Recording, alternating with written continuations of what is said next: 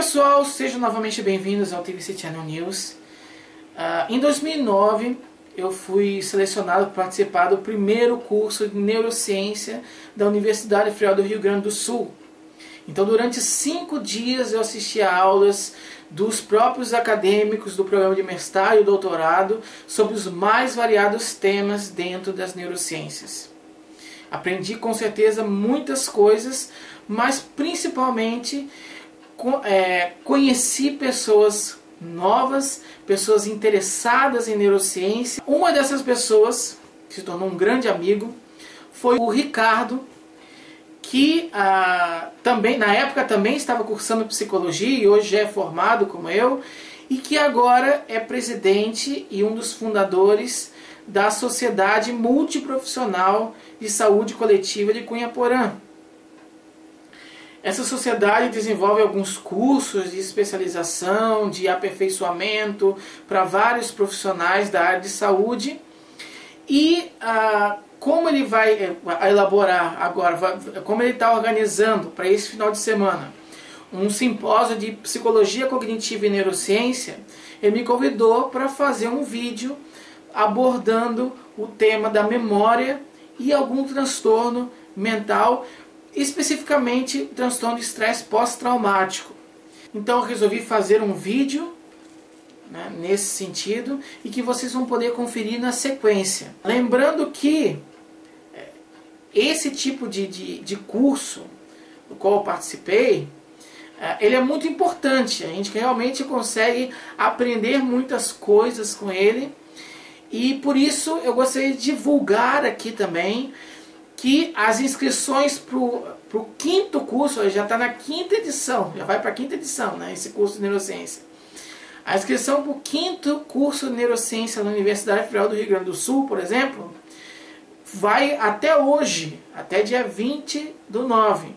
Então, se você estuda, né, na área da saúde, na área biológica, enfim, tem interesse por neurociência, se inscreva lá, você tem uma grande chance de ser chamado para participar. Mas, como esse aí já está um pouco em cima da hora, tem outros cursos, principalmente 2, que também são bem clássicos, né, a nível de Brasil, que são o curso de psicobiologia, curso de verão em psicobiologia, feito na Universidade de São Paulo, e o curso de verão em psicobiologia feito na Unifesp. O da Universidade de São Paulo, se não me engano, as inscrições terminam agora no dia 30. Então ainda tem aí uma semana para você se inscrever. O da Unifesp ele vai terminar no dia 31 de outubro. Então tem um prazo ainda maior para inscrição, né?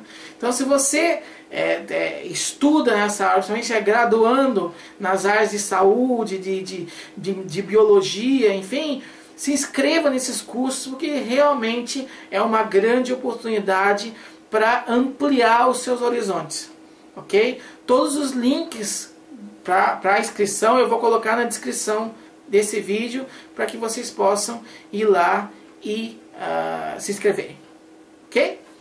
Era isso, gente. Muito obrigado novamente. Quero agradecer de novo ao Ricardo pelo convite, e eu espero que vocês gostem.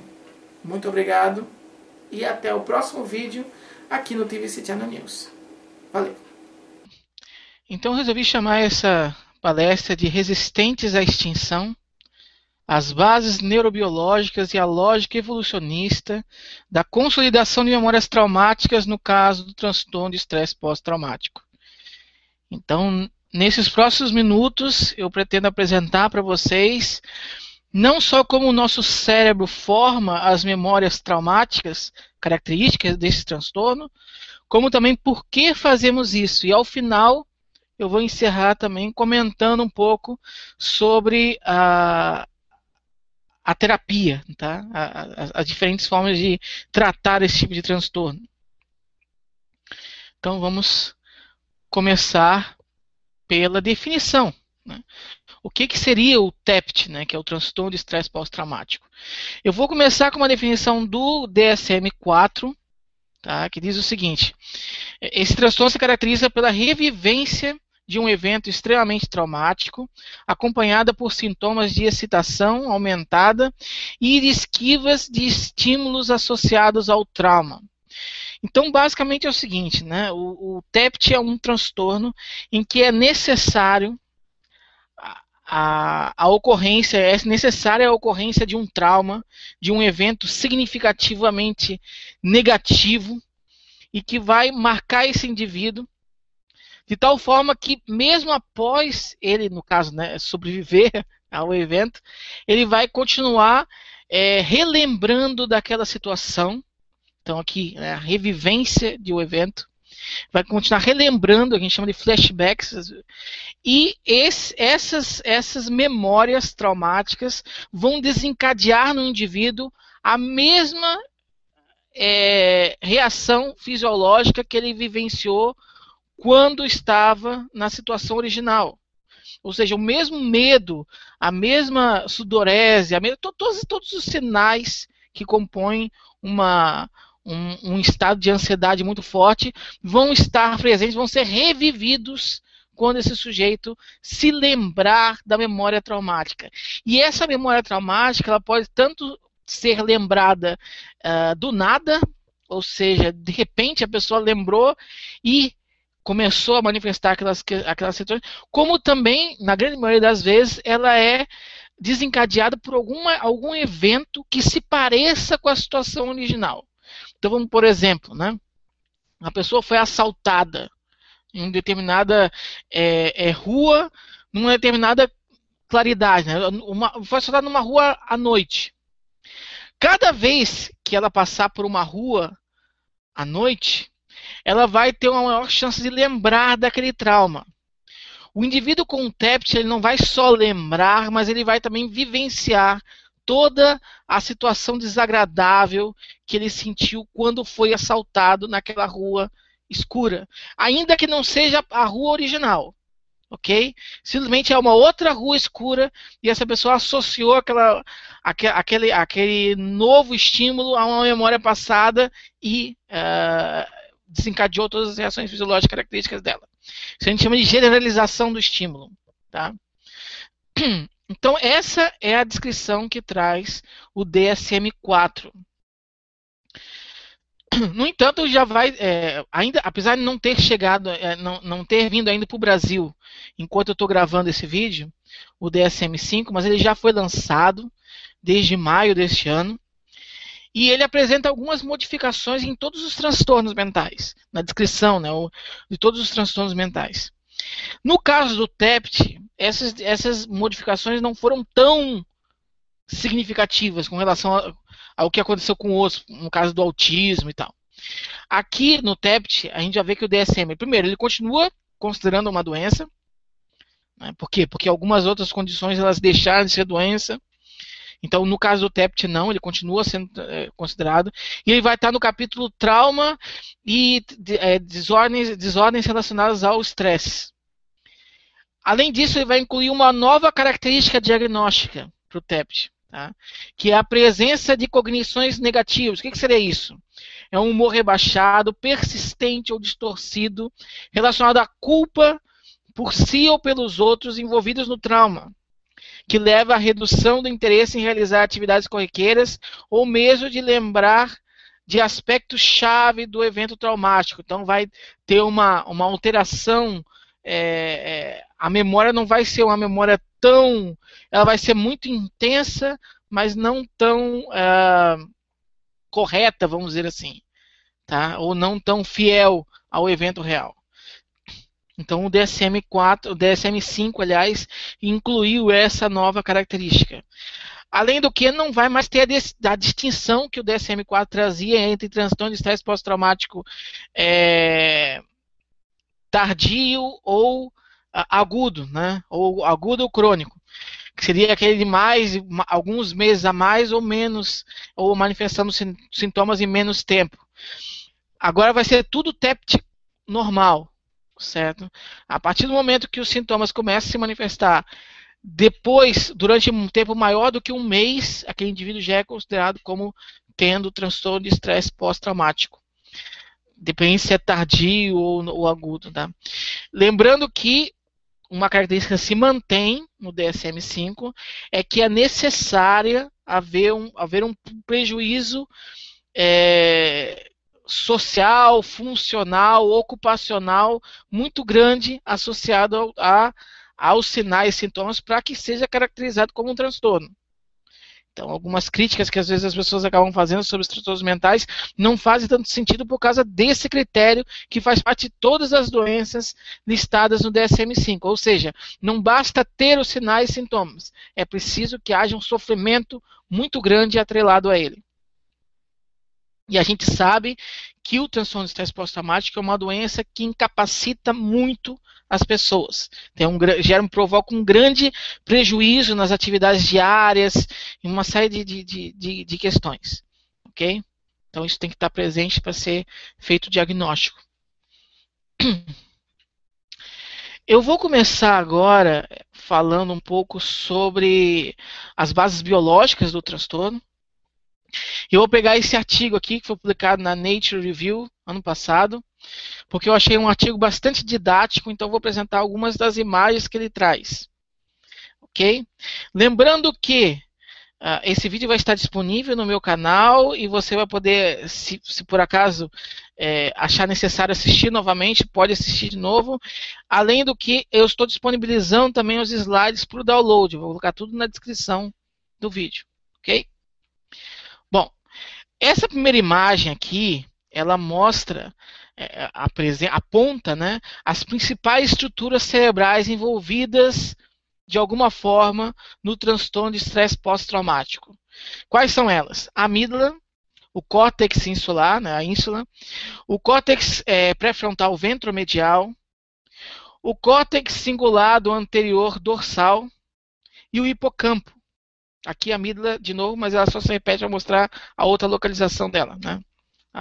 De um ponto de vista diferente. O que a gente tem que entender é o seguinte: algumas dessas regiões vão estar hiperativas, ou seja, funcionando de uma forma mais intensa do que deveriam, enquanto que outras regiões vão estar hipoativas, ou seja, funcionando de uma forma aquém do que deveria. E esse desbalanço entre a atividade dessas estruturas vai ser o substrato neurobiológico do transtorno. Então, para a gente entender, começar a entender isso aqui, vamos por partes, né? Primeiro, o que vai estar hiperativo no cérebro da pessoa com TEPT? A principal região vai ser a amígdala cerebral. A amígdala cerebral tem a ver com o processamento, né, a produção de emoções e tal. Então ela vai estar hiperativa e vai provocar aqueles comportamentos de ansiedade, né, aqueles sinais e sintomas de ansiedade bem típicos do transtorno, que é um transtorno de ansiedade. Além disso, duas outras estruturas vão estar também hiperativas e vão potencializar ainda mais a ativação da amígdala, que é o córtex insular e o giro cingulado anterior dorsal, né? Essa região aqui e a ínsula. Essas duas regiões estão envolvidas, cada uma está envolvida com um aspecto específico, mas no caso do transtorno aqui, elas vão potencializar ainda mais a ativação da amígdala. Então a amígdala cerebral fica mais ainda ativa do que deveria.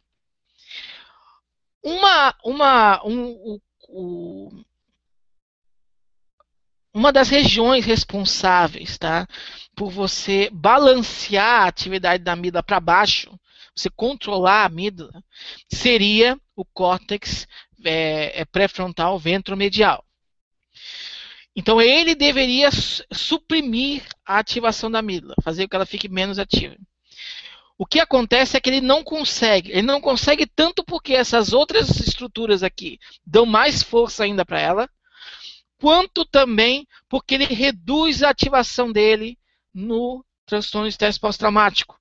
Então ele não só fica forte, mais fraco, como também ele tem que enfrentar, vamos dizer assim, né, adversários, né? Claro que estou falando uma questão metafórica, evidentemente, mas ele tem que enfrentar adversários que são mais fortes, que estão naquele momento mais fortes do que ele. Qual é o resultado final disso? Ele não consegue frear a atividade da amígdala. Tá?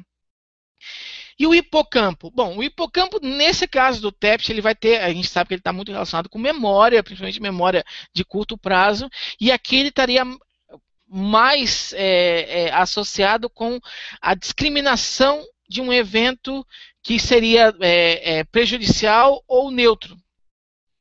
Ou seria um evento de risco ou um evento corriqueiro, enfim. Tá? Saber identificar no ambiente pistas que possam dizer, aliás, puxar da memória, né, pistas daquele ambiente que seriam associadas com coisas ameaçadoras e responder a isso, né, através da ligação com outras estruturas, mover a gente para responder a essa situação.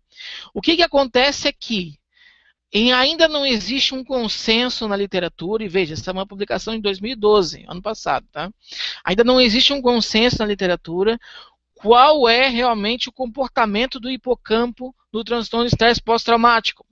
Alguns artigos vão dizer que ele está hiperfuncionante, enquanto que outros artigos vão dizer que ele está hipofuncionante. Então, nos próximos anos aí, muito provavelmente vai haver uma dedicação muito forte na identificação de qual o papel do hipocampo para o TEPT. O que a gente sabe é que ele está relacionado. Ele está relacionado. Bom, essa aqui é um outro esqueminha que ajuda a gente a entender um pouquinho a modulação da amígdala feita pelo córtex pré-frontal ventromedial. Vamos também ver por parte isso aqui. Aqui é o córtex pré-frontal ventromedial e aqui é a representação, né, da amígdala cerebral. Então, o que acontece? Esse córtex pré-frontal ventromedial, ele vai numa situação, numa modulação do medo, tá, na extinção do medo ou no bloqueio de uma resposta de medo desnecessária ou que não faça mais sentido, ele vai enviar alguns sinais, tá, numa via excitatória, né, uma via à base de glutamato, para o núcleo central da amígdala. Certo? Esse núcleo central da amígdala, aliás, desculpe, tá? Ele vai realmente isso, ele vai enviar o sinal para o núcleo central da amígdala que vai inibir a resposta do medo. Então, o córtex pré-frontal ali, ventromedial, ele vai acionar um circuito na amígdala cerebral que é responsável por dizer assim, esse medo aqui não precisa mais ser apresentado, produzido. Ok? Só que não é só isso. Vai ter uma outra região cerebral chamada de córtex cingulado anterior dorsal, que é essa região aqui, que está em bolinha vermelha, que vai também mandar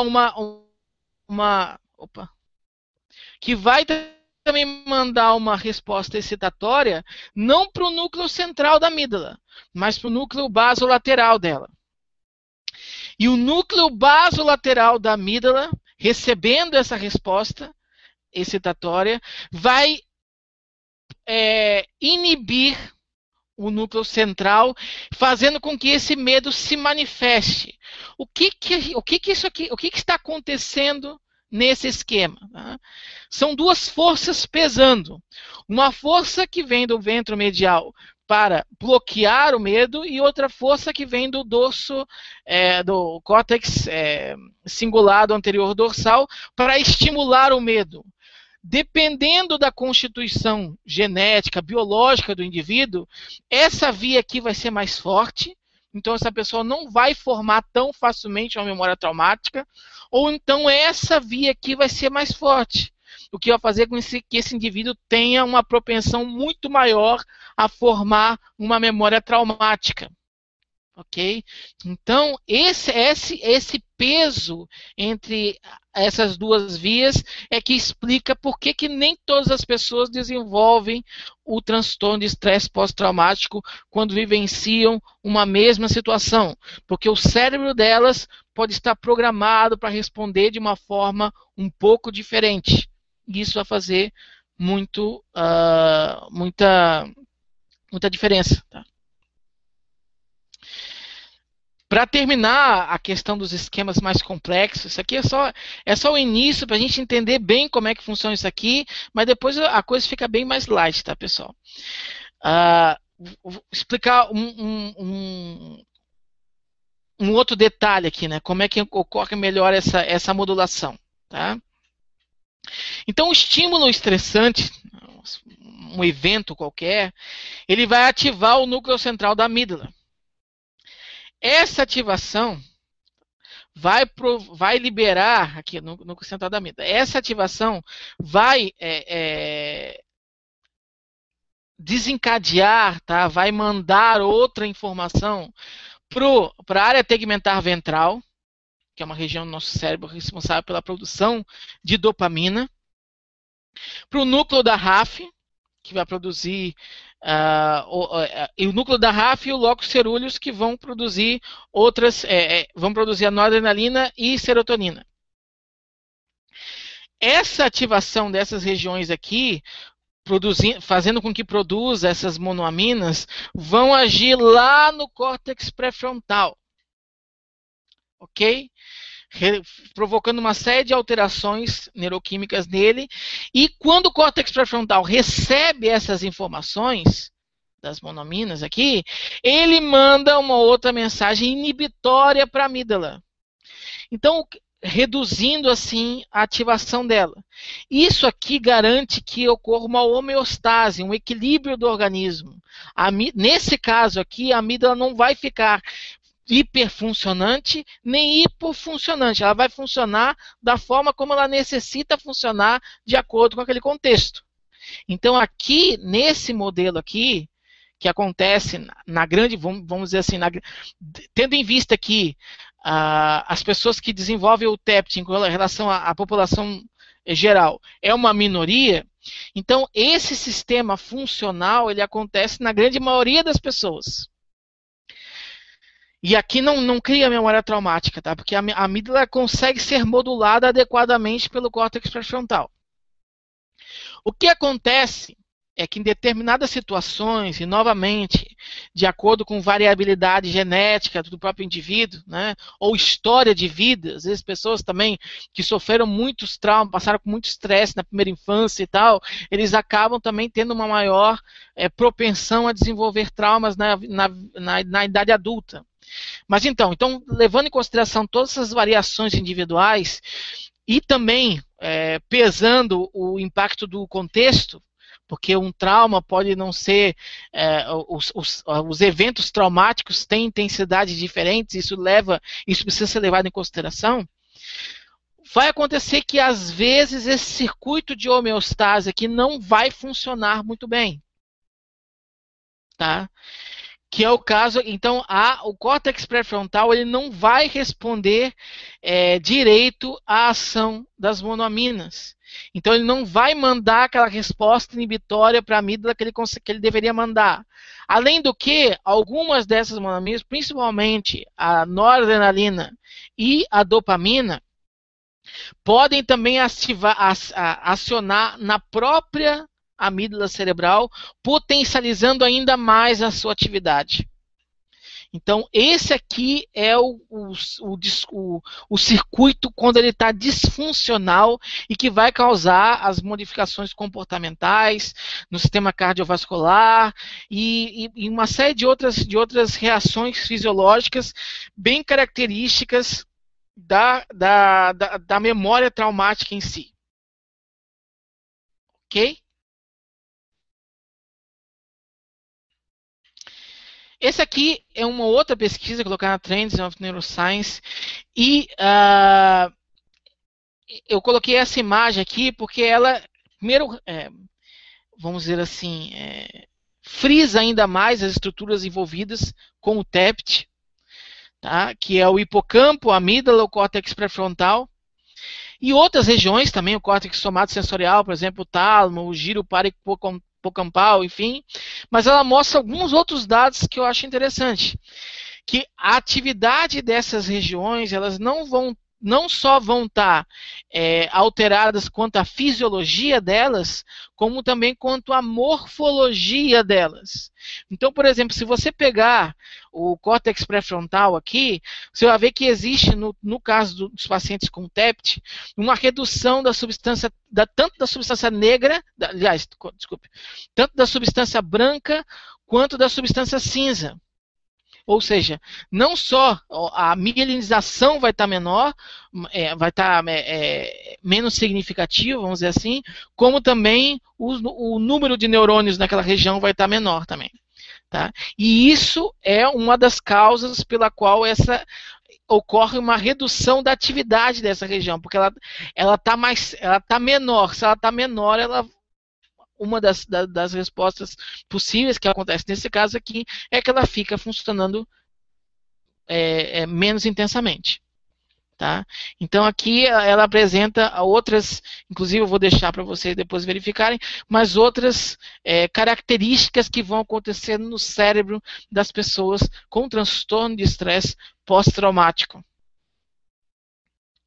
Aqui faz parte dessa mesma pesquisa que eu acabei de apresentar, tá? Uma outra imagem dela, e vai mostrar o seguinte, que a memória traumática, né, os sintomas do TEPT, ele é fruto de uma combinação entre variabilidade genética, principalmente do BDNF, que é o fator de crescimento neurotrófico, é uma substância responsável por fazer o seu neurônio crescer um pouco mais. A gente sabe que o BDNF, inclusive, pesquisa até do Ivan Izquierdo, que é um pesquisador brasileiro, descobriu que o BDNF está muito relacionado com a consolidação da memória. Quanto mais BDNF liberado no hipocampo, melhor é a facilidade, maior é a possibilidade de você consolidar aquela memória. O que eles verificaram é que nos sujeitos que têm uma alteração nos genes que controlam a produção do BDNF, vai ter uma maior possibilidade de consolidar não só a memória de todo quanto é tipo, mas também memórias traumáticas. Então, às vezes não é tão bom, vamos dizer assim, trocando em miúdos, às vezes não é tão bom ter um BDNF muito funcional. Outra também alteração genética que está relacionada com o transtorno de estresse pós-traumático é a variação nos genes do receptor de serotonina. Tanto variações que provocam alelos curtos quanto longos. Então, mas um detalhe interessante é que os alelos curtos desse sistema, eles estão relacionados com uma proteção sua com relação a formar memórias traumáticas em eventos traumáticos leves. Então não é com qualquer coisa que você vai formar uma memória traumática se você tem esses alelos curtos. Porém, se você estiver num evento traumático forte, com grande impacto, você tem uma chance muito maior do que a população que não tem essa modificação de formar uma memória traumática. Então, se por um lado ele te protege do trauma, por outro lado ele te deixa vulnerável ao trauma. Okay? Tudo isso por uma pequena alteração nos aminoácidos que compõem esses genes. Outra coisa também são os fatores ambientais. Então, como eu já cheguei a comentar anteriormente, crianças que passaram por abuso, por adversidades na infância, né, também tem uma maior suscetibilidade para formar memórias traumáticas, certo? E os adultos também. Então, a união entre ambiente e genética é muito, muito importante para a gente compreender como que as pessoas desenvolvem esse transtorno que é tão sério. Uma coisa importante né, que eu acabei, que eu acho interessante frisar aqui nesse slide em específico, é que um diferencial muito significativo entre as pessoas que vão desenvolver o transtorno de estresse pós-traumático ao vivenciar um trauma e aquelas que não vão, é aquilo que a gente chama de resiliência. O que é resiliência? Eu sempre gosto de, quando eu falo sobre isso, lembrar o exemplo da esponja. Como é que faz? Quando você amassa uma esponja na mão e solta ela imediatamente volta ao lugar que ela estava antes. Você deforma ela totalmente, solta, ela volta à forma original. A resiliência é mais ou menos assim. É a nossa capacidade de voltar ao nosso funcionamento normal depois de ter sofrido um baque na vida, ou uma situação estressante, ou um trauma. Tem pessoas que vão ser assaltadas, tem pessoas que vão ser sequestradas, tem pessoas que vão passar por várias situações traumáticas na vida. Imediatamente após aquele evento, elas vão ficar pensando sobre aquilo, vão ficar um pouco abaladas, mas em pouco tempo elas já aprendem que a vida continua e que elas têm que seguir em frente. Essas pessoas a gente considera que têm uma boa resiliência, elas têm uma boa capacidade de retornar ao seu estado original, de recompor o equilíbrio do seu organismo.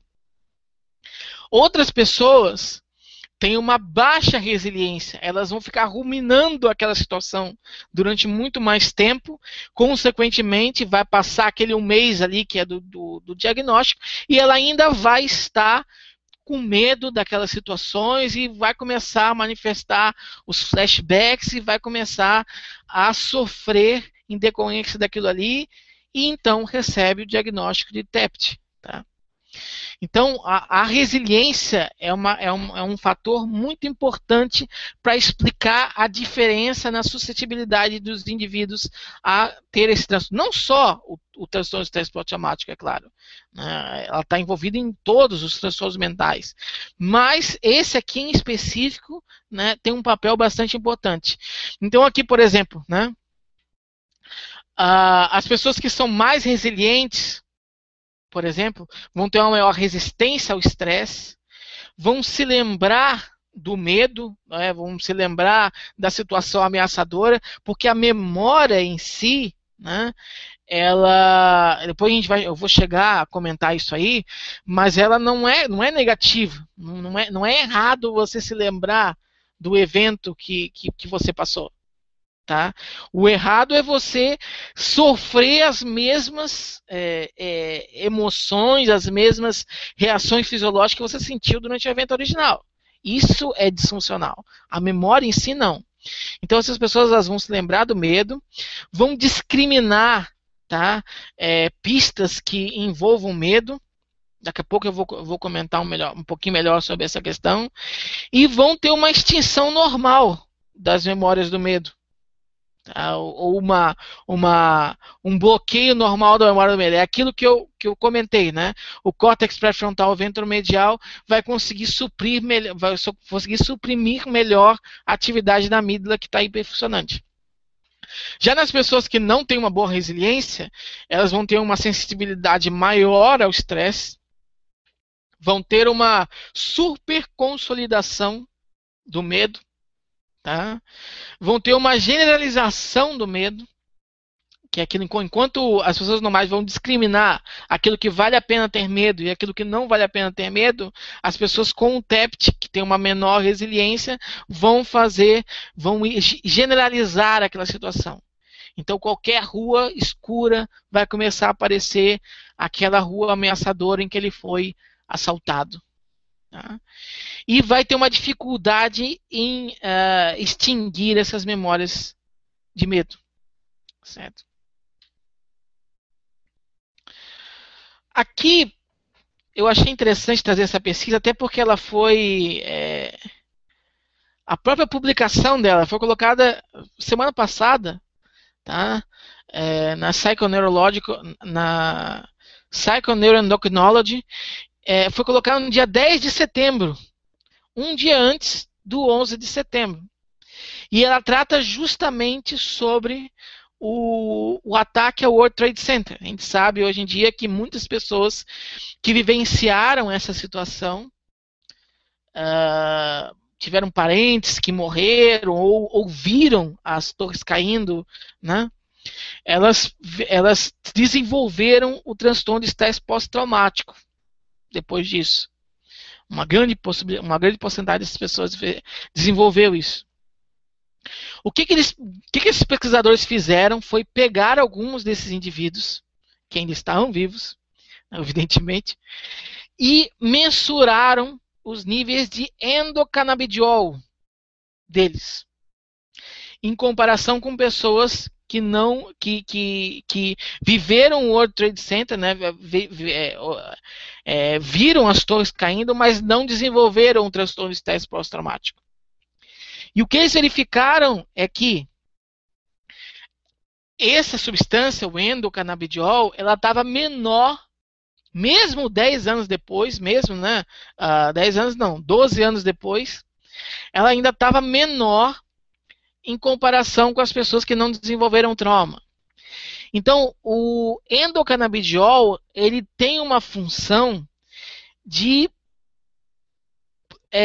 vamos dizer assim, inibir a formação de algumas memórias. Ok? Se você estava com um endocannabidiol reduzido, você não consegue inibir tanto a formação de memórias. Se você não consegue inibir tanto a formação de memórias, é muito provável que aquela memória, principalmente sendo traumática, se consolide com mais facilidade. E foi isso que é assim que eles concluem o artigo. É claro que são necessárias outras investigações, né, uma pesquisa extremamente recente, mas que mostra o papel do endocannabidiol na formação da memória traumática no caso das pessoas que presenciaram a queda, né, o ataque terrorista no World Trade Center. Essa aqui também é uma pesquisa recente, colocada no Neuroimaging em julho desse ano, e que analisou eu tentei pegar a mais recente.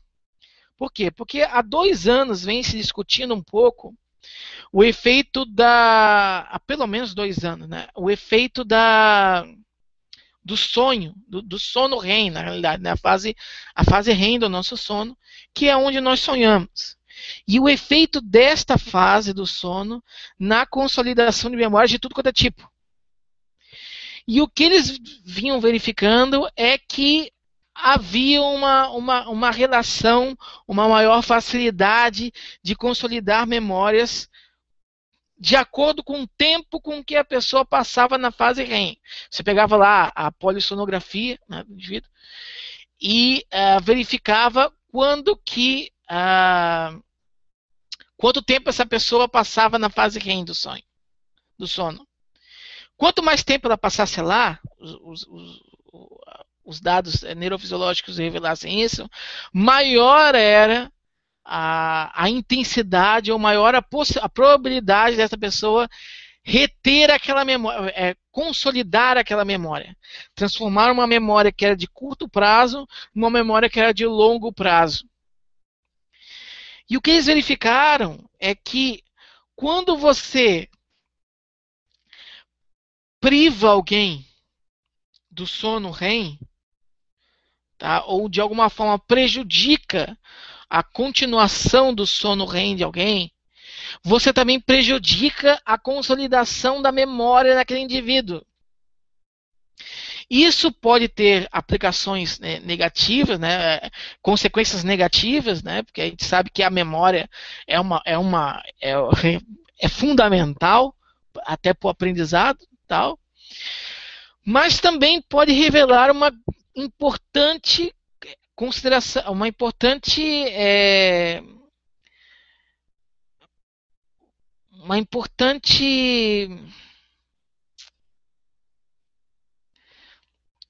linha, tá, de investigação para o futuro,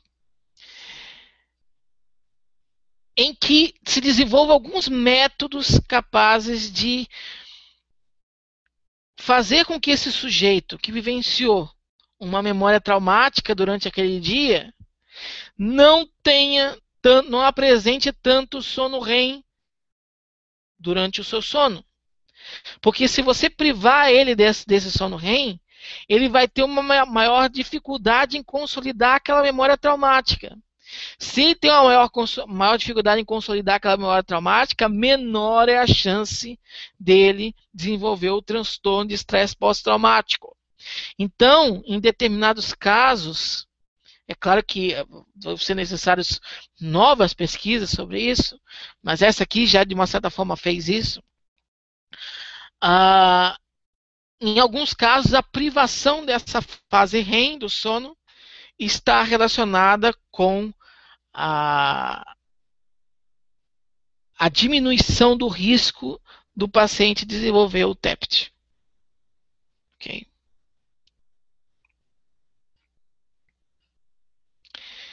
Essa aqui é uma outra pesquisa colocada na Biological Psychology em 2012, que analisou o seguinte: as pessoas com TEPT, com transtorno de estresse pós-traumático, são... bom, primeiro é o seguinte, todos nós sofremos ação numa coisa chamada primazia do negativo. O que é primazia do negativo? Eventos potencialmente negativos ou de risco, eles acabam naturalmente recebendo uma maior atenção da gente. Por quê? Porque eles representam um risco maior para a nossa sobrevivência e tal. Então eles merecem uma atenção maior para que a gente possa evitar aquela questão, evitar sofrer com aquele tipo de estímulo ameaçador. Só que o que essa pesquisa identificou foi que nas pessoas com transtorno de estresse pós-traumático, essa tendência a priorizar a ameaça é muito maior do que nas pessoas que não têm o transtorno. E o cérebro desses indivíduos com TEPT está programado para responder mais atentamente do que o normal, que já é suficiente, que já é uma atenção maior, às pistas ameaçadoras. O que eles fizeram? Eles apresentaram para as pessoas uma imagem de alguém expressando a raiva. A raiva, como a gente sabe, é uma emoção universal e relacionada com... e que sinaliza ao outro a intenção de causar dano a algo ou alguém. Então, a raiva é uma emoção ameaçadora. Tá? A gente percebe, a gente está naturalmente programado para responder à raiva com medo. Só em casos extremos em que você realmente não pode fugir é que você enfrenta aquilo ali. Né? Mas a gente está programado para fugir daquela situação, para evitar entrar em conflito. Por isso respondemos com medo, que é uma emoção que nos faz evitar entrar em contato com aquele objeto ameaçador. Porque todo combate envolve dano em potencial. Então é sempre melhor a gente evitar o dano. Né? Isso por questões evolutivas e tal, esse mecanismo está operando na gente. Mas o que eles faziam? Eles apresentavam a imagem de alguém expressando a raiva e de alguém expressando a alegria, que também é uma emoção universal. O que eles verificaram é que as pessoas com TEPT respondiam muito mais prontamente, principalmente em regiões cerebrais como o córtex cingulado anterior dorsal, que fazia com que esse indivíduo percebesse, conferisse uma atenção muito maior à expressão de raiva do que de felicidade em comparação com as pessoas que não têm TEPT. Então, não apenas a nível de observação comportamental, mas também a nível neurofisiológico, o indivíduo com transtorno de estresse pós-traumático está mais programado para priorizar as questões ameaçadoras. Certo? Bom, então, agora que já foi comentado um pouco sobre as bases neurobiológicas do transtorno de estresse pós-traumático e como a gente consolida essas memórias traumáticas. Eu quero comentar também sobre por que nós fazemos isso. Quais são os imperativos, foram as pressões evolutivas que fizeram com que todas as espécies, mas nesse caso principalmente a nossa, por ter uma maior complexidade, principalmente com relação à córtex pré-frontal, por que nós formamos essas memórias traumáticas e por que o transtorno de estresse pós-traumático existe até hoje, se ele é uma doença? Bom, não seria óbvio se a natureza eliminasse essa condição que é doentia, se ela gera prejuízos para os indivíduos? Bom, para responder isso aí, eu vou citar algumas pesquisas conduzidas por esse cara, que é o Randolph Ness. Ele é um médico psiquiatra e ele é considerado o pai da chamada medicina darwiniana. O que é a medicina darwiniana? Ela vai analisar todos os transtornos que existem, não só psiquiátricos, mas aqui a gente vai falar do psiquiátrico, né? Todos os transtornos que existem à luz da evolução. Por que ficamos doentes? Inclusive, esse é o livro que ele escreveu e que tem traduzido em português como Por que Adoecemos, lançado pela editora Campos. Essa aqui, eu quis colocar essa imagem, porque é de uma das conferências dele, porque eu achei que o título diz muito bem sobre o que seria, né, da medicina darwiniana. Ele diz que medicina sem evolução é como engenharia sem a física. Ou seja, para compreender, para tratar um transtorno, nós precisamos compreender como ele funciona. Para compreender como ele funciona, nós precisamos saber por que ele existe. Então, ao saber por que ele existe, nós entendemos melhor, e ao entendermos melhor, nós conseguimos tratar melhor aquela situação. Esse é o objetivo da medicina darwiniana. E nas últimas décadas, porque isso não é uma coisa tão recente assim, mas em 94, 99, depois ele lançou outro artigo, e tem até esse de 2009, que não foi ele, mas foi outros pesquisadores que lançaram pesquisas nesse sentido, tentando identificar, fazer aquilo que a gente chama de uma engenharia reversa, ou seja, tentar identificar por que o TEPT funciona dessa forma. Bom, o que ele identificou foi o seguinte, gente. Os transtornos de ansiedade, entre eles, o TEPT, representam hoje em dia uma disfunção, mas eles são, na verdade, uma extrapolação de mecanismos que seriam adaptativos. Por isso que os genes que criam no nosso cérebro uma tendência a ter, igual eu falei lá do BDNF, do receptor de serotonina e de outros tantos que existem por ali, os genes que criam no nosso cérebro maior suscetibilidade para desenvolver o transtorno mental, continuaram no polo genético da espécie, porque de alguma forma eles também criam outros mecanismos no nosso cérebro que são responsáveis por coisas fundamentais. Qual seria, no caso do TEPT, tá? Seria justamente a consolidação da memória. Por quê? Suponhamos que você tenha passado por uma situação traumática muito grande. Você foi assaltado ou sequestrado, ou alguma coisa que colocou em risco a sua vida.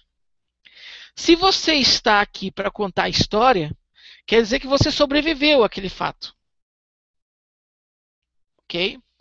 Se você sobreviveu àquele fato, é porque quando você o vivenciou, desenvolveu alguma estratégia que possibilitou você resolver se safar daquela situação traumática. Você, por exemplo, se comportou de determinada forma que fez com que o ladrão só te assaltasse e fosse embora sem te causar nenhum dano significativo, tá? Nenhum ferimento mesmo.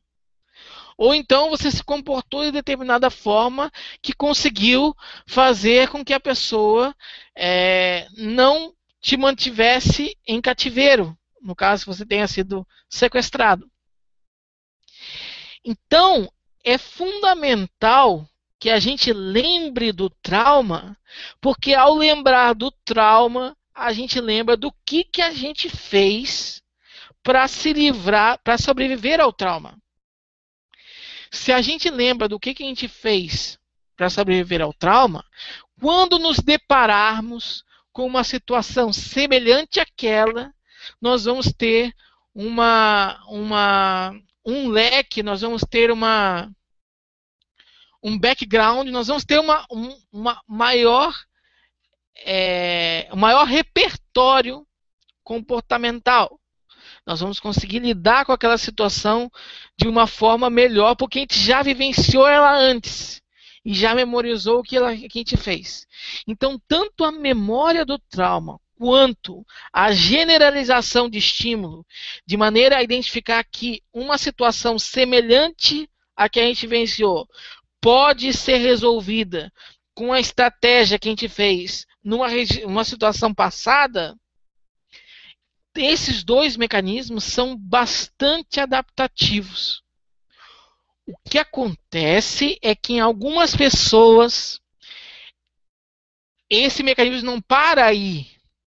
Então ele extrapola a função adaptativa da situação e começa a desenvolver nelas características de ansiedade muito grande e que acabam tornando ela, ao invés de tornar ela mais apta a resolver o problema, faz o efeito totalmente o contrário. A incapacita de resolver o problema. Ok? Então o grande problema do TEPT não é necessariamente a generalização do estímulo, nem a consolidação de memória traumática, mas é quando esse indivíduo não consegue lidar com essa memória, não consegue funcionar com essa memória. Por isso aquele critério de funcionalidade é tão importante na hora de fazer todos os diagnósticos, principalmente do transtorno de estresse pós-traumático. Porque realmente, para ser considerado uma doença, aquele indivíduo tem que ficar incapacitado, tem que ter um sofrimento significativo atrelado aos sinais, ao conjunto de sinais e sintomas. Ok? Então isso aqui não é uma tentativa, a medicina darwiniana, né, não é uma tentativa de justificar absolutamente nada. Transtornos precisam ser tratados, ok? Mas ela é apenas explicar por que nós temos esses transtornos hoje em dia, ok? Que nesse caso é uma extrapolação de um mecanismo que é adaptativo, ok? Para encerrar, eu quero comentar um pouco sobre as formas de tratamento oferecido para o transtorno de estresse pós-traumático. Eu peguei essa bibliografia, né, esse artigo que foi publicado na Revista Brasileira de Psiquiatria pelo Paulo Knapp, que é um grande psiquiatra, e que nesse artigo ele apresenta várias técnicas utilizadas em contextos terapêuticos para tratar os transtornos de estresse pós-traumático. E aqui eu vou destacar 3 que eu acho talvez as mais interessantes até. Inclusive, se você quiser conferir todas que eles colocam, esse artigo está em domínio público, você pode acessar facilmente ele, encontrar facilmente ele através do Google Acadêmico e ler na íntegra, até porque nem é um artigo tão grande. Mas quais são as técnicas que eu acho interessante comentar aqui? A primeira, então lembrando o que a terapia cognitiva visa fazer, né, para melhorar a condição do paciente. Ela vai entender que as emoções, elas não são a causa do transtorno, do problema. Elas são consequência de uma coisa anterior a ela, que é um pensamento. Esse pensamento, no caso, disfuncional. O indivíduo está analisando a realidade dele de uma forma anormal, e essa realidade distorcida, percebida de forma distorcida, está gerando nele uma emoção distorcida. Ok? No caso aqui, o medo, a ansiedade e tal. Então, todo o trabalho é feito no sentido de reorganizar o pensamento daquele indivíduo, porque se você reorganiza o pensamento, a emoção também vai ficar mais funcional, consequentemente o comportamento. Para fazer isso, o terapeuta ele utiliza algumas técnicas específicas que já foram validadas cientificamente, investigadas cientificamente, e que mostraram ser eficazes para tratar esse tipo de transtorno. Uma delas é o mapa de memória traumática. Isso aqui eu acho bastante interessante, essa técnica, porque consiste no seguinte: você, inclusive, vai contra muita questão que a gente acaba percebendo, que permeia o senso comum. Geralmente no senso comum você fala assim, não pensa mais no trauma. Esquece, tenta esquecer isso aí. E na realidade, quando você tenta esquecer, você acaba reforçando ainda mais aquela memória e você acaba lembrando mais daquela situação. É um efeito bem paradoxal, mas acaba acontecendo assim. Então, tentar esquecer não é uma técnica muito adequada. Você tem que reestruturar aquela memória sua. E como você reestrutura ela? Então, tem essa técnica chamada mapa de memórias traumáticas, que consiste no seguinte: você solicita ao paciente que ele descreva a situação traumática. Que ele primeiro, assim, ele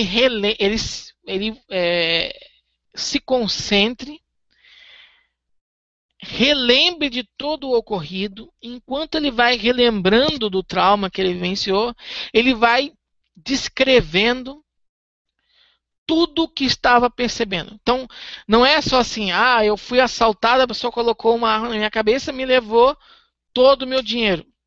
Não. O que você...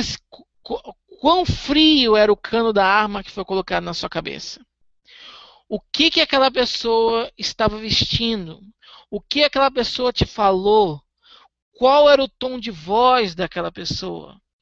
Quão escuro estava aquela noite? Como é que havia alguém na rua?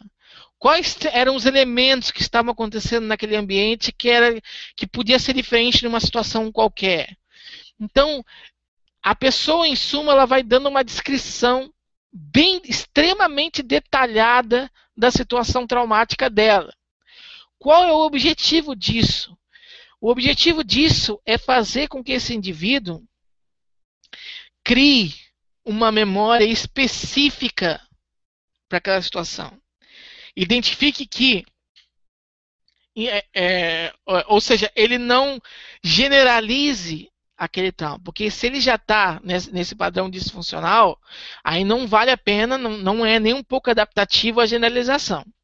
Então a gente tem que fazer com que essa pessoa evite generalizar esse tipo de memória traumática.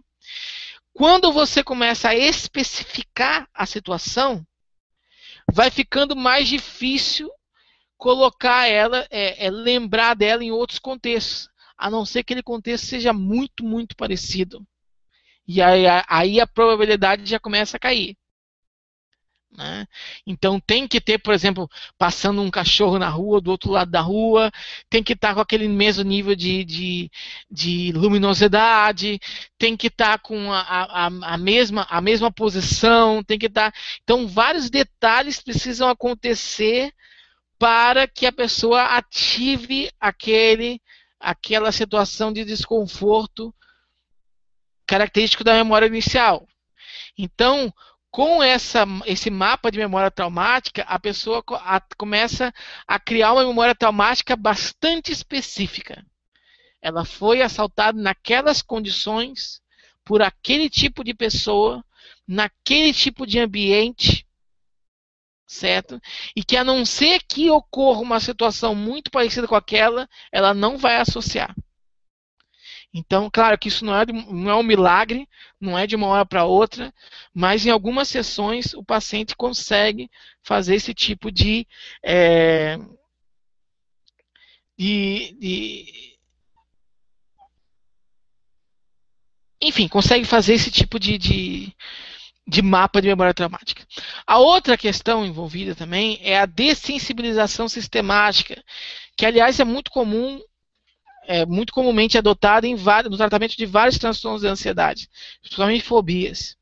O que seria a dessensibilização sistemática? É fazer com que esse paciente se aproxime gradativamente daquele evento temido. Por exemplo, tem algumas pessoas que, por terem sido mantidas em algum lugar escuro durante muito tempo, enfim, elas acabam desenvolvendo um medo da escuridão. Então, é importante que essa pessoa comece aos poucos, gradativamente, de acordo com o próprio ritmo, se aproximar da escuridão, se manter em um ambiente escuro, ok? Enquanto ela vai trabalhando as cognições dela, é claro, paralelo a isso. Então, essa aproximação da realidade temida faz com que o indivíduo comece a aprender que ele não vai ficar dentro de uma bolha para a vida inteira, tá? Mas que ele tem que conviver com aquela situação. Então, quando ele começa a se aproximar, ele vai se dessensibilizando ao medo dela. Por isso que a gente chama de dessensibilização sistemática. Ele não vai sentindo mais tanto medo quanto ele sentia da primeira vez, depois quando ele sentia da segunda, da terceira, e assim gradativamente. Ok? Então é uma técnica que também dá muito certo para o transtorno de estresse pós-traumático. Por fim, eu quero comentar sobre as técnicas de relaxamento muscular progressivo e respiração. Como a gente está falando de transtorno de ansiedade, está muito relacionado à tensão corporal. Então, essas técnicas de relaxamento, de respiração, né? Agora está vindo mindfulness, né? Que está começando a se desenvolver bastante e a existir muitos cursos nesse sentido, né? A meditação e tal. Então, esse tipo de estratégia, de técnica, também é muito importante para trabalhar com um paciente que tem transtorno de estresse pós-traumático. Ok? Mas a pergunta que não quer calar, afinal, a terapia cognitiva ela funciona no sentido de ela muda o cérebro do paciente com TEPT? Bom, foi o que identificou essa pesquisa, que já foi publicada na Psychological Science em 2007. O que ela demonstrou? Que após algumas sessões de psicoterapia cognitiva, ocorria sim uma mudança significativa no cérebro dos pacientes com transtorno de estresse pós-traumático. Ok? Lembra que eu falei que o córtex cingulado anterior, não o dorsal, mas o anterior mesmo, ele estaria relacionado com o controle da amígdala? Ele mais o córtex pré-frontal ventromedial?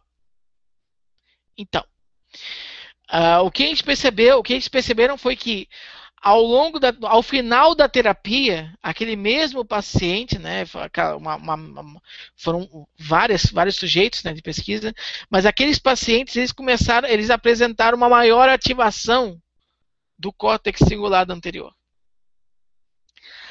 Além disso, lembra que eu comentei lá no começo que a amígdala cerebral está hiperativa no transtorno de estresse pós-traumático. Essa pesquisa demonstrou que ao final das sessões, a amígdala cerebral do paciente estava hipoativa ou menos ativa. Tá? Então, tanto a terapia cognitivo comportamental melhora o controle da impulsividade ou da emoção descontrolada, quanto também controla a impulsividade ou a emoção. Então ela age nos dois sentidos, realmente demonstrando, e essa aqui é uma das pesquisas, tem outras, mas eu achei essa aqui a mais didática, até porque tem a a imagenzinha mostrando, né? Mas existem muitas outras pesquisas, o corpo de evidência no sentido de mostrar as alterações a nível neurofisiológico que acontece nos pacientes que passam por terapia cognitivo-comportamental é muito grande. E essa aqui em específica do TEPT mostrando que ela realmente funciona. Ok?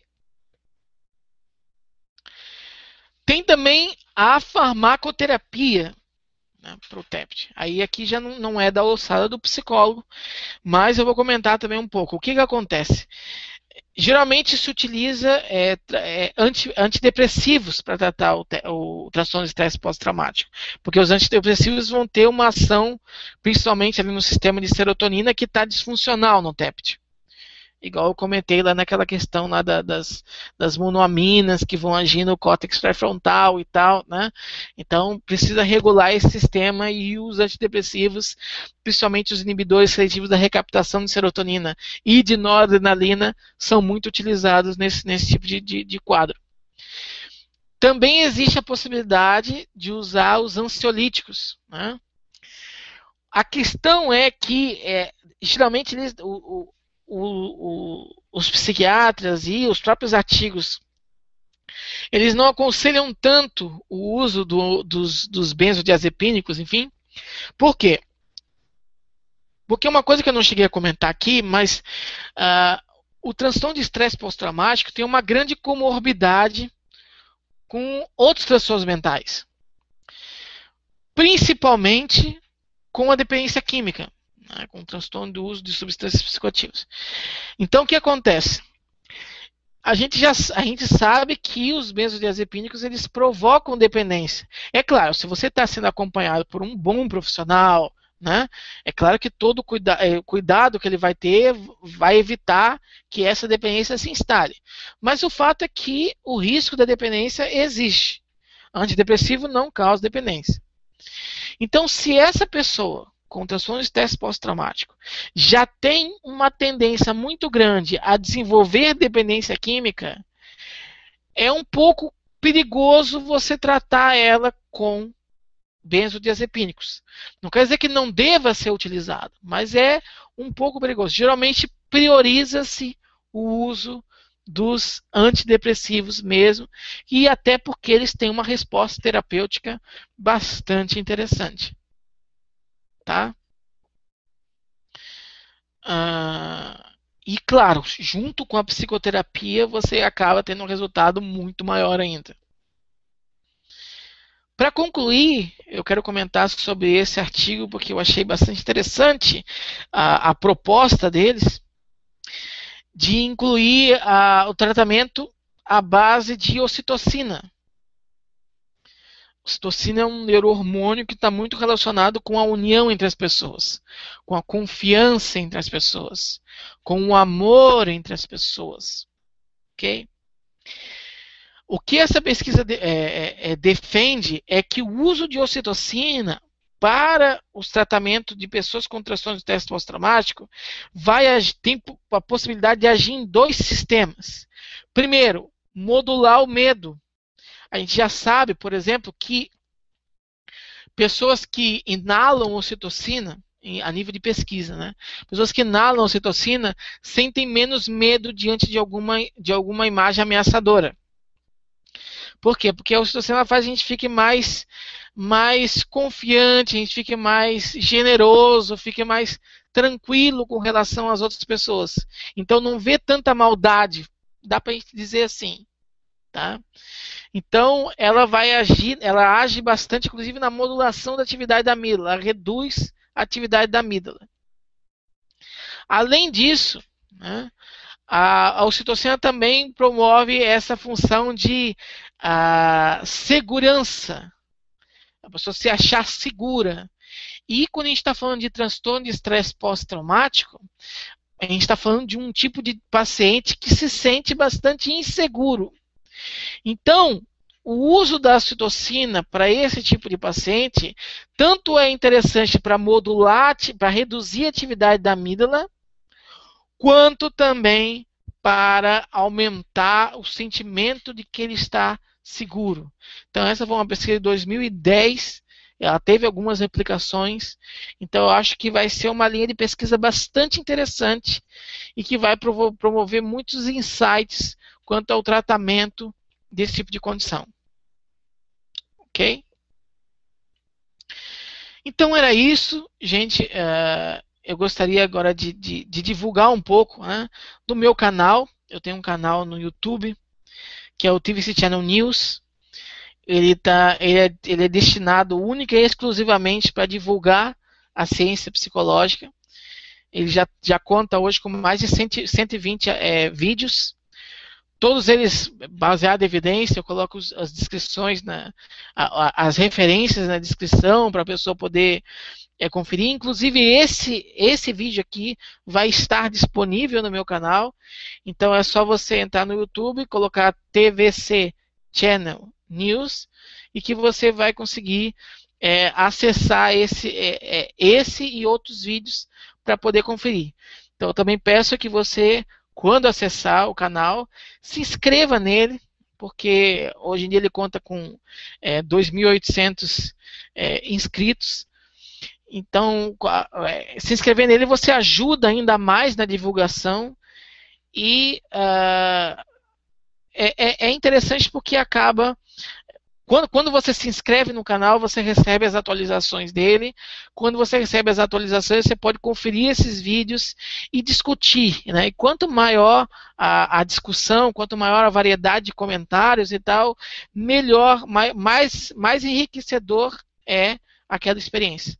Então eu peço que vocês se inscrevam no canal, ok?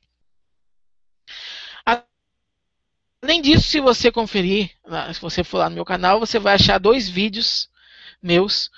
Um que eu fiz falando sobre psicoterapia virtual, em que eu explico, né, por que Estados Unidos, Europa, enfim, tá? Várias são as investigações comprovando a eficácia da terapia, da psicoterapia mediada por computador. No entanto, aqui no Brasil, o Conselho Federal de Psicologia proíbe a prática de psicoterapia plena, mediada por computador.